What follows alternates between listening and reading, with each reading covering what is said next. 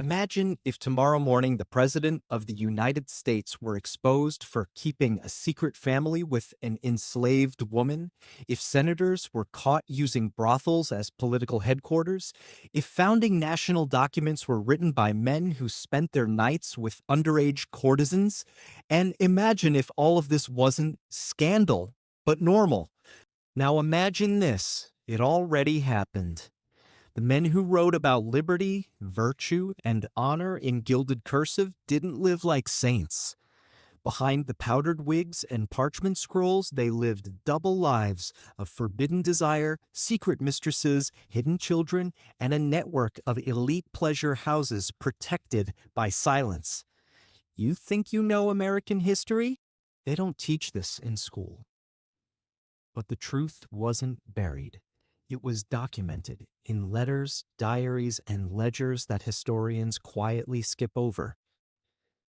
Today, we're opening the door they closed, because America wasn't just founded on freedom, it was built on secrets. Horror number one.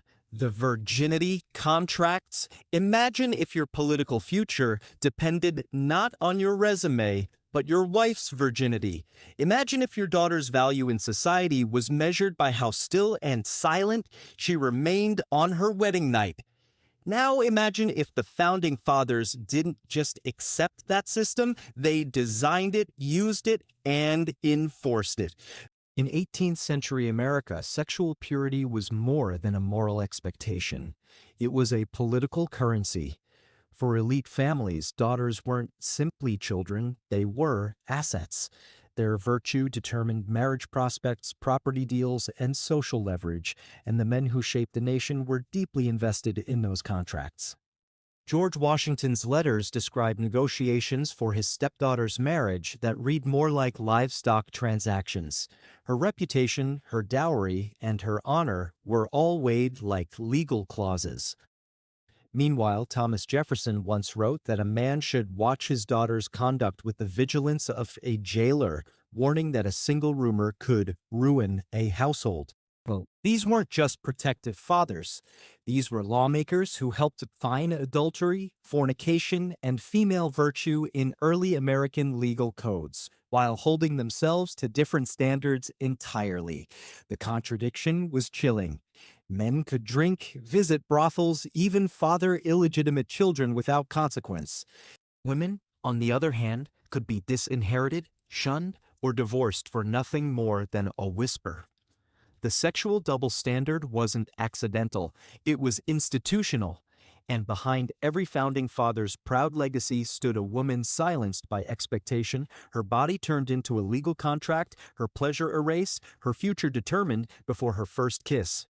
This obsession with purity shaped the new nation's social fabric.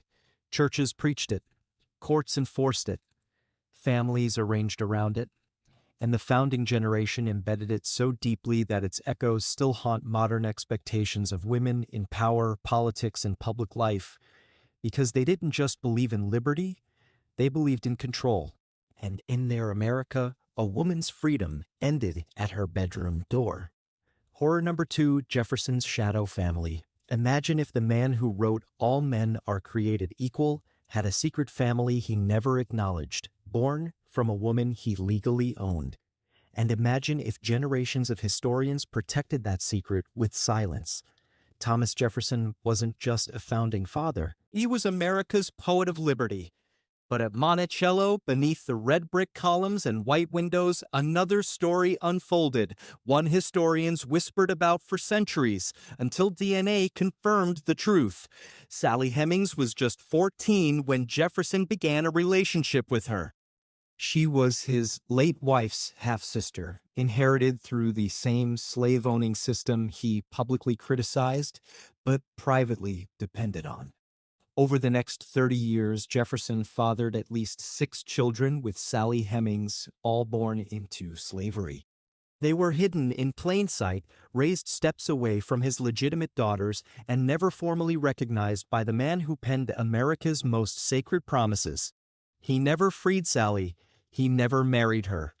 But he kept her close, traveling with her to Paris, where she could have claimed freedom but returned under a coerced agreement: stay, and your children will be freed later. This wasn't a love story. It was a legacy of contradiction, of a man who shaped democracy while denying it within his own home. And Jefferson wasn't alone. Many of the founding fathers, Washington, Madison, Monroe, owned enslaved women, many of whom were subject to the same quiet system of coercion and exploitation. These weren't affairs. These were power dynamics disguised as household order. What's more disturbing is how long America refused to confront it. For generations, scholars dismissed the Hemings children as rumors. Only when genetic evidence became undeniable did the public narrative begin to shift. But even now, monuments remain, textbooks soften, and the myth of the righteous founding father survives. The truth is simple but uncomfortable. Jefferson's vision of America didn't include everyone. And behind the declarations, behind the marble statues, behind the pursuit of happiness, stood a girl forced to bear children for her master. He promised a new world of freedom. But for Sally Hemings, that world never arrived. Horror number 3, Washington's bed politics. Imagine if every whisper in your bedroom could be used to destroy your career. If one rumor about your private life could cost you your legacy. In early America, the founding fathers didn't just fear war and revolution. They feared scandal. And no one embodied that fear more than George Washington. Washington was obsessed with dignity. Every letter, every portrait, every dinner guest was curated to perfection. But what many don't realize is that his public image was carefully engineered because he knew that even the appearance of moral failure could bring everything down. He and Martha Washington lived under constant observation. Servants were everywhere. Letters were filtered. Even in private chambers, Washington reportedly spoke in code when referencing marital or intimate matters. Why? Because information was currency. Political rivals sought weaknesses. The suggestive comment from a guest, an overheard sigh, or a misplaced look could fuel dangerous gossip. And it wasn't just paranoia. Letters from the time show that elites tracked each other's behaviors obsessively. A senator might share a drink with a maid, and suddenly whispers of immorality spread through the salons of Philadelphia. Reputation was everything, and women's virtue, especially the wives of public men, became political currency. Washington even refused to allow female visitors to stay overnight unchaperoned at Mount Vernon, not out of morality, but to avoid rumors. Every interaction was a calculation. Every night in bed could become tomorrow's headline. This climate of surveillance created an unofficial intelligence network inside households. Servants leaked information. Letters were intercepted. Lovers were exposed not through confession but through overheard words and coded notes. The bedroom became both sanctuary and battlefield. Ironically, the man who led armies to independence couldn't escape the tyranny of perception. He was a symbol, and symbols weren't allowed to be human, so he played the part. Stoic, deep, of unbreakable. Even if it meant burying every personal desire beneath layers of curated silence, because in the New Republic, your morality wasn't yours. It was borrowed from the eyes watching you. And in Washington's America, virtue wasn't about who you were. It was about what people believed you did when the door was closed. Horror number 4. Ben Franklin's public pleasure philosophy. Imagine if your nation's elder statesman, the man whose face is on the $100 bill, wrote erotic guides and joked about choosing older mistresses because they were grateful and discreet. Now imagine if those writings weren't secrets, but public advice. Benjamin Franklin wasn't just an inventor or diplomat. He was a philosopher of pleasure, openly, unapologetically, and often disturbingly. His famous letter, Advice to a Young Man on the Choice of a Mistress, recommended older women because they're better conversation partners, less likely to become pregnant, and grateful for attention. He wrote it in 1745 and never retracted it. In France, where Franklin served as ambassador, he became a symbol of American sophistication, but also indulgence. French salons nicknamed him Cher Papa for his flirtations. His home was a rotating door of dinner guests, artists, scientists, and courtesans. Unlike his fellow founders, Franklin didn't hide his appetites. He celebrated them. He wrote essays on marital intimacy, seduction, and even the importance of daily release for mental clarity. Some of his letters read like early sexology, blending humor with raw honesty. To Franklin, pleasure was part of enlightenment, a body and mind in harmony. But beneath the charm lies a darker layer. Franklin fathered multiple children out of wedlock, including William Franklin, who later became a staunch loyalist and was disowned. His relationships blurred boundaries: mentor, lover, philosopher. While he preached moral restraint publicly, he rarely practiced it privately. Even more troubling, Franklin helped codify moral policies for the new republic, despite living far outside them. His ideas on public virtue were echoed in early American sermons and essays, all while he maintained private indulgences he never denied. And while many modern readers laugh off his letters as harmless eccentricity, the truth is more complex. Franklin's legacy helped define America's tolerance for elite misbehavior, as long as it came wrapped in intelligence and wit. He was the charming exception to every rule, the man who could sleep with whomever he pleased, then write a maxim about self-control. In the land of liberty, he redefined freedom as the right to enjoy without shame, even if others were shamed for the same. Horror number 5, Hamilton's weaponized sex scandal. Imagine if your nation's Treasury Secretary publicly confessed to an affair, not to clear his conscience, but to protect his political career. Now imagine if that confession became the blueprint for how power and intimacy would intertwine in American politics forever.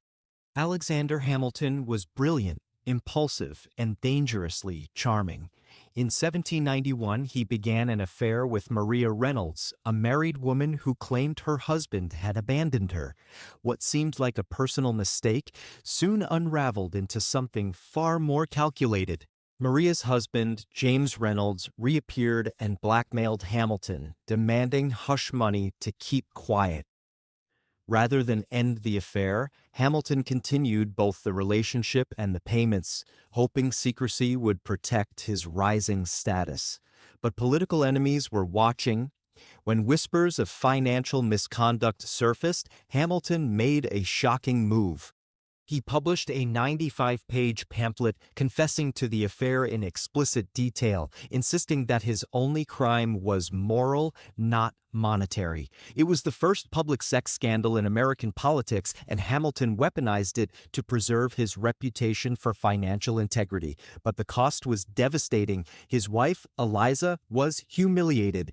His enemies were emboldened, and the American public got its first taste of something now all too familiar: the intimate implosion of political icons. Even more disturbing is how Hamilton's scandal set a precedent. He proved that a man could survive a sex scandal if he controlled the narrative. Confession became strategy, damage control became theater, and personal desire, once hidden, became part of the political playbook. This wasn't about love. It was about leverage. Years later, political figures from John Adams to Andrew Jackson would face rumors of their own, and Hamilton's tactic would echo: admit just enough, blame passion, protect the power. Hamilton's affair wasn't just personal weakness. It was a national experiment in managing shame. And it taught America a dangerous lesson. In politics, sex isn't just scandal, it's survival. The man who wrote the blueprint for America's economy also wrote the first script for public redemption. And every politician who's ever staged a tearful apology owes a debt, not of morality, but of strategy. Because long before cameras and hashtags, America's founders were already scripting their sins. Horror number 6, the Founding Fathers Brothel Map. Imagine if the nation's first laws were debated in taverns that doubled as brothels, if behind every political handshake was a candlelit room, a velvet curtain, and someone paid to remain silent. Now imagine that many of America's founding fathers weren't just visitors to these places. They were patrons, planners, and sometimes protectors. In early American cities like Philadelphia, New York, and Boston, brothels weren't hidden in shame. They were woven into the very architecture of power. Elite pleasure houses lined the same streets as courthouses and printing presses. The line between politics and pleasure wasn't blurred, it was erased. These were not places of mere recreation, they were informal arenas of influence. Politicians met informants. Rivals were compromised. Secrets were overheard, traded, and sometimes bought. Deals were struck with a drink in one hand and a mistress in the other. Benjamin Franklin is said to have known the names and addresses of every good house in Paris.